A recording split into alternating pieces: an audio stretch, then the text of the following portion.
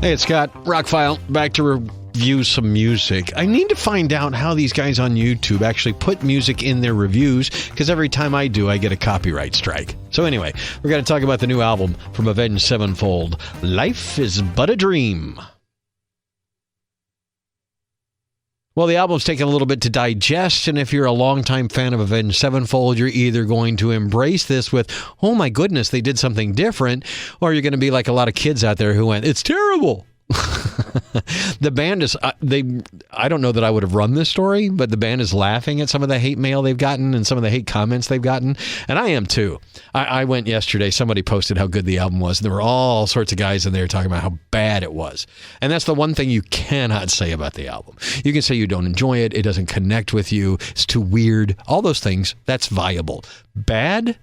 This band has recorded one of the best albums of the year, one of the best albums by anybody. More thought has gone into it, more creativity has gone into it. Again, it may not connect with you. You may not like it, but it is not bad. It's different. It's very different. It's been described as avant-garde metal, progressive metal. I would definitely call it progressive metal.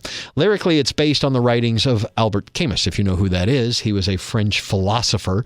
Matter of fact, The Stranger was particularly influential on writing like the song Nobody, which is the first radio single. And there are not a lot of radio singles on this album. Now, if you've listened to my music podcast before, you know that I'm a fan of albums, and I will suggest that you always listen to the album. I am into the album experience, putting on an album for 45 minutes to an hour, 2 hours if it's a double album, and letting myself just steep into the artist's music. If it's a concept album, then I get into the story and all that. But if it really is just a collection of songs, that's what I like. Singles are great. I work in radio. Obviously, I love singles. But for me personally, a single is like a short. I want a movie. I want a long-form video. So I want a long-form album. So I'm an album listener. And this hits me right between the eyes. It is a 54-minute album, basically kind of one song. You never know where this thing is going. If you've been a fan of the band or not, you really don't know where this album is going. You've heard a song on the radio. You maybe have seen that other video. What they released in the video, We Love You or whatever, that's almost an experimental connecting tissue between two songs in the album. You really need to sit down and listen to the album and then listen to it again when you know what you're getting, because the first time it's going to blow your hair back a little bit. There is some typical sounding Avenged Sevenfold type lyrics, Avenged Sevenfold type chords and playing and all that. There is some, of their kind of metalcore sound in there, but not a lot of it. And it'll go from that into straight up jazz, into straight up progressive, into straight up classical, into a piano piece, into you really don't know where it's going next. If you know the writings, the existentialism and the absurdism that's in Albert Camus's work, then maybe this will be a little familiar to you. For a lot of people, I know I'm talking over your head, but I was a minor in philosophy. So anyway, musically, they spent a lot of time on it. They had a lot of time because of the COVID and all that. M. Shadows and Sinister Gates have said they were largely inspired by their experiences with psychedelic drugs, including a new synthetic one that I can't even pronounce. DMT, I guess. However they got here, there's an old comedian, who was it? I think it's Tool's favorite comedian, who came out and said, all those albums, if you're against drugs, all those albums you listened to when you were younger, all those albums were recorded on drugs. Yeah, a lot of albums are recorded on drugs. But that's not what you should take from this album. It's a work of art. Again, it may not be your favorite album of the year because a lot of it is a little weird, a little off the wall, a little left field, a little jazzy. But on the flip side, if you're somebody who puts on an album, if you'll still put on Dark Side of the Moon or The Wall or something else and listen to the whole thing, then this is that Avenged Sevenfold album you've probably been waiting for. The band's actually doing something that may or may not be career suicide, but they wanted to do it. It's not an experiment like Metallica's Lulu, because that was not good. I don't want to call it bad because, again, you got good musicians doing their best work there, but or I guess they thought it was. I'm not the biggest Lou Reed fan, so I can't really judge. But I do have a problem with people calling this album bad, because it certainly wasn't what I was expecting from the band. Somebody who joined in kind of on the Nightmare time. That's still some of my favorite stuff. I enjoyed the stage because that was a bit more proggy, a little more metally, and a little weirder. This, if you thought the stage was weird, this is pedal to the metal. We're going over the line of weird. If you're a prog music fan, this will go on your shelf next to a Jason Bieler or a Devin Townsend. It's kind of that crazy. Like I said, there's a few songs that do sound like Avenged Sevenfold. There's a few songs that sound like Avenged Sevenfold doing something else. And there's a lot of music on here that you just don't expect out of this band. It's well played. It's well sung. It's well produced. They're back on Warner Brothers. I kudos to Warner Brothers for accepting them back and releasing this. It's going to be one of my top albums of the year easily.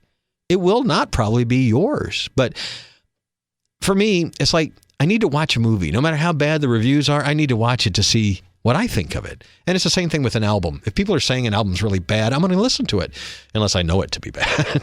But I'm a fan of this band. You know, I don't buy everything. I don't worship them or anything like that. But I'm a fan of their music. And they've had good albums and great albums since I've been a fan. And this is fantastic. I don't care who put this out. Any band releasing this should be proud of it. Again, is it going to sell a zillion copies? Is it going to be the biggest seller in their careers? No, probably not. They should follow it up with something probably a little more mainstreamish.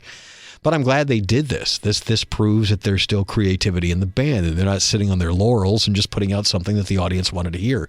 It's definitely not what the audience was looking for or wanted to hear. Musician friends have posted, I don't get the single. I don't get the band. I don't get this sound. Again, we expect our artists to produce art, and then we try and pigeonhole them into a sound. That Metallica has to sound a certain way, that Godsmack has to sound a certain way, that Avenged Sevenfold has to sound a certain way. If I were in the band, I would say, screw you. I don't have to sound any way. We can put out whatever we want. Now, a band is a business, and we've discussed that 1,000 times here. Decisions need to be made to not tank the business. Yes. But you're also talking an artistic business. And if you're not producing art, then you're just producing commercial product. There's a difference. Product doesn't usually stick in people's Spotify lists or their record collections, but art tends to. I'm telling you, the first time, if you don't remember these days, the first time you listen to The Wall, the first time you listen to Dark Side of the Moon, the first time you listen to a Dream Theater album, you know, the first time may not be your favorite time. You may grow to love the art that's there. It may hit you the wrong way the first time. It may not be the day to listen to that. And you may have to find the right time to listen to this. But when I really want to digest an album, I burn it to CD and I put it in my car. And then I have to listen to it in snippets while I'm driving, and it has to be on. You know, I really don't like driving in silence, and I'm tend to monitor my radio stations a lot. But I do have time, especially on some road trips when I go a little ways out of town and can't pick up the radio stations. I have time to listen to this. Or I leave it in there for a week and I listen to the songs and I listen to them and I hit every song 2 or 3 or 4 times, depending on how long they are and how long the album is. My commute is not very long, so I get 2 or 3 songs on the way to work usually. And this has been in my car for a couple weeks. I have surfed on over other things. It's not been the only thing I've listened to because it's not exactly driving tunes all the time, but it's such an interesting listen. I always go back to it. And when I put it on, I listen to the whole thing. I wait till it's over before I put anything else. And I know a lot of people don't listen that way. A lot of people listen to half a song, go to the next song. If you're into the album type of listening, this is exactly what people who've been crying and saying nobody puts out albums like they did in the 70s anymore. Here you go. Does it sound 70s? Absolutely not. But it sounds like a band doing something that they want to do. It sounds like original artwork. Whether or not you love it, well, that's up to you. But at least give it a listen and decide. If you have Spotify or whatever, it's there. If you have Apple Music, I'm sure it's there. But I bought a copy. I bought high-resolution audio files. It sounds amazing. The engineering, the production, the voices, the guitars, the tones, everything. The drumming, man, he's amazing. The whole thing. It's a piece of art. Whether or not it's your favorite album of the year, I don't know. I've got a few others that are my favorites, but this is really good. Well, on the flip side, the Foo Fighters album that came out on the same day is a different listen. That is a collection of really great songs from a band. Every single song on that album can be played on the radio. Avenged Sevenfold, not so much. Not because they're long or heavy, because they're way out there. And radio is kind of a mainstream art form. So get into the Avenged Sevenfold. I don't know how much of this you're going to hear on the radio, but it's a great album. Life is But a Dream, Avenged Sevenfold. It's been out for a couple of weeks. It's available now. You can buy it on CD. I think it's available on vinyl. I know it's available in high-resolution files and on all the streaming services. Check it out. If you've never been a fan, maybe this would change your mind. It's definitely a work of art. Scott, ROCKFILE, back with more podcasts coming your way. Thank you so much for taking time out of your day, and I hope you enjoy the listen. Have a great one.